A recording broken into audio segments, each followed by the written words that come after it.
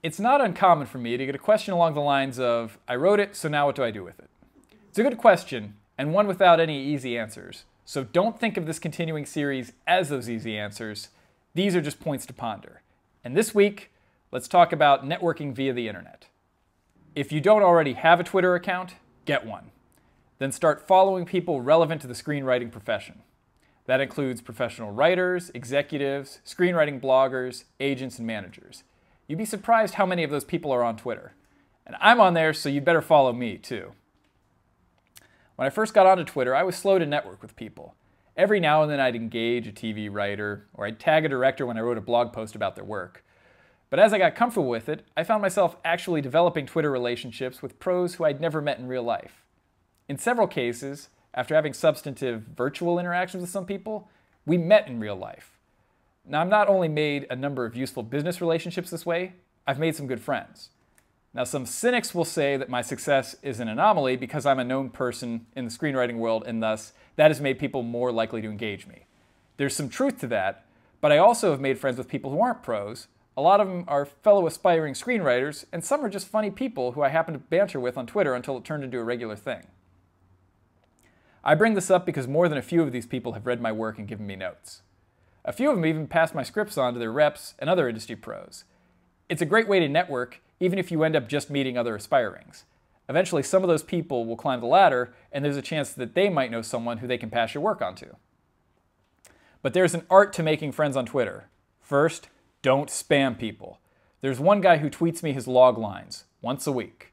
When I check his feed, I see he's blasted that same tweet out to dozens of people. This is as impersonal as sending out a spam query. I'm not likely to engage you if it's clear from your first tweet that you just want me to do a favor for you. Now, I'd usually do my best to answer questions on Twitter, but those that call for simple answers are most likely to get a reply. When I get a question that calls for an involved or an abstract answer, I set it aside and I usually forget about it. On Twitter, the best way to make friends is through a series of interactions over time, so that your target can become more comfortable with you. If you have a few quality interactions with the same people, they start to remember you, and they might actually then engage you. Be funny, but not creepy. And you're probably best advised to lay off the insults. Believe it or not, I've had people try to get my attention by insulting me or my friends. I have a long memory. If you've been a dick to me on Twitter, you've pretty much burned that bridge. Every now and then I see some people attacking some screenwriters, by doing some name calling and personal attacks, and I just shake my head because there's nothing to be gained by that. Another tip, some of the friendships I've randomly formed over Twitter have come about because the other person was able to engage me about things entirely unrelated to my job. My weaknesses include comic books and pop culture. For some people it might be sports, others it might be works of literature, and so on. You get the picture. What I'm getting at is, Twitter networking doesn't have to be awkward and manipulative. It can be as easy as making a new friend in class or by forming a business relationship with a contact at a work-related mixer. This is a golden age of the internet here. When I was in high school, do you know how much I would have killed for the opportunity to pick the brains of the showrunners on my favorite TV shows? Or interact with a successful film producer? So many people are accessible now that it's foolish not to attempt networking.